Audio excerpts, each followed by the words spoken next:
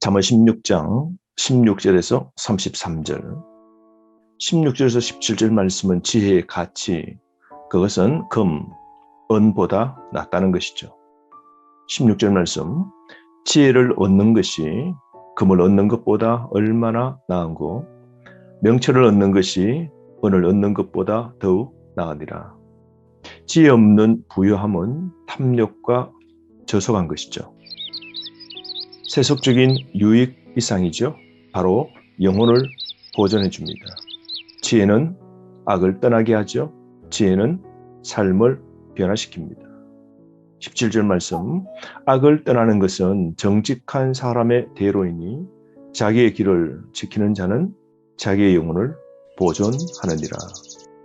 고대 사회에서의 큰 길은 돌이 깔려 있고 그 길은 평평한 것이죠. 그래서 누구든지 편리하게 다닐 수 있는 길이 대로, 큰 길이죠. 그러므로 악을 떠나 지혜로 사는 사람의 인생은 대로를 타는 듯한 편한 길, 복된 길, 편리의 길, 하나님이 이 길을 깔아주시는 것이죠. 18절에서 19절 말씀은 지혜를 소유한 자의 특성인데요, 바로 겸손입니다. 교만은 모든 인간이 가진 성품인데요, 특징이 무엇입니까? 교만은 패망의 선봉이요, 거만한 마음은 넘어짐의 앞잡이니라. 사람들은 교만하죠.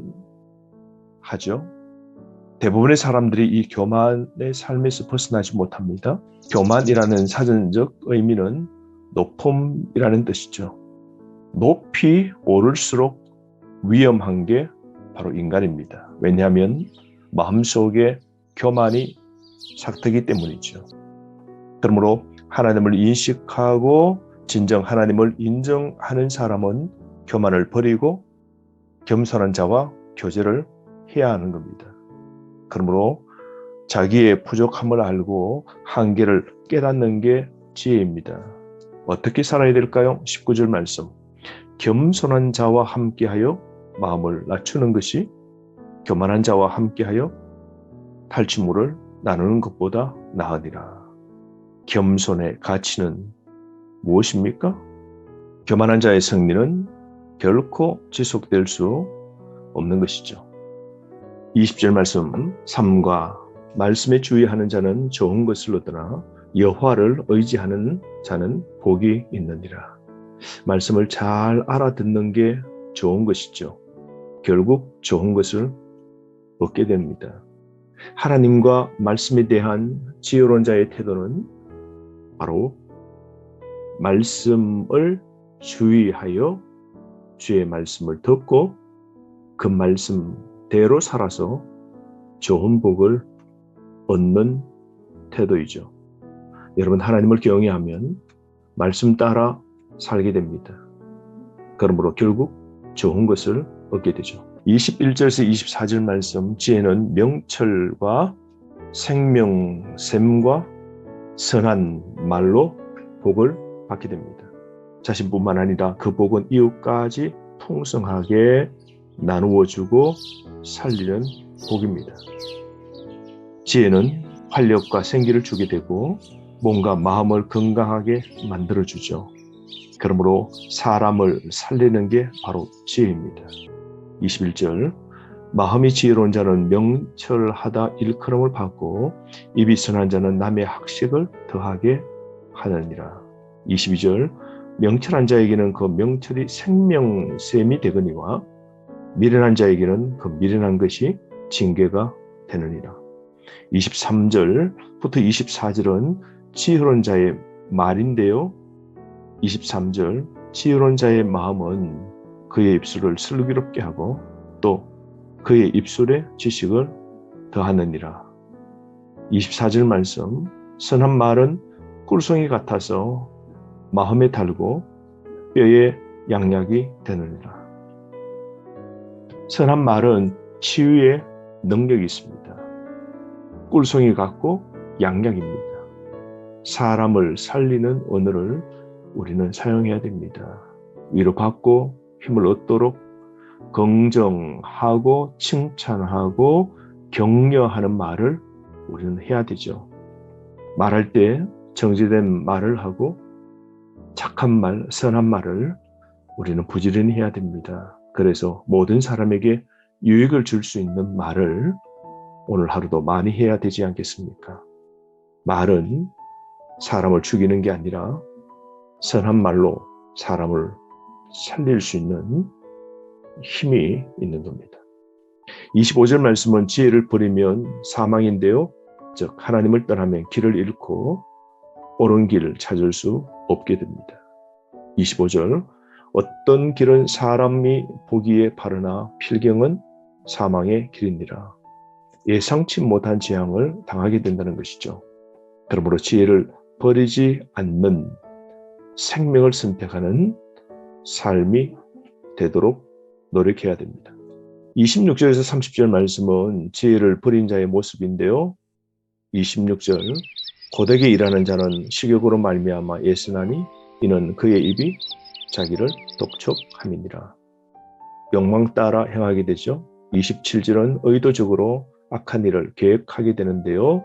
불량한 자는 악을 꾀하나니 그 입술에는 맹렬한 불 같은 것이 있느니라. 28절에 지혜를 버린 자 누구입니까? 패역한 자는 다툼을 일으키고 말쟁이는 친한 벗을 이간하느니라. 화평을 도모하지 못하도록 하죠. 여러분 그러므로 평강을 도모하는 삶을 살아야 됩니다. 우리는 화평케 하는 자가 됩시다. 하나님의 영광을 위해서 살아야 됩니다. 결코 본능에 끌려 살지 말아야 됩니다. 29절에 강포한 사람은 그 이웃을 꿰어 좋지 아니한 길로 인도하느니라. 악을 즐기도록 만듭니다. 강포한 사람들은 말이죠. 즉 지혜를 버린 사람들은 악을 즐깁니다. 30절 말씀 눈짓을 하는 자는 패역한 일을 도모하며 입술을 닫는 자는 악한 일을 이루느니라. 엄룡하게 웃는 사람, 이런 사람은 악을 도모하고 그 일을 행하는 사람들이죠. 그러므로 여러분 우리는 지혜를 버려 어리석은 자, 하나님의 패망과 심판을 당하는 일이 없도록 바른 삶을 우리는 도모하며 살아야 됩니다. 31절에서 33절 말씀은 지혜자가 얻게 될 영예와 하나님의 주권에 대해서 말씀하는데요. 31절 백발은 영화에 멸류관이라 길에서 얻었느니라. 백발은 노년을 상징합니다. 백발, 즉 장수죠. 장수의 복이 있는 겁니다.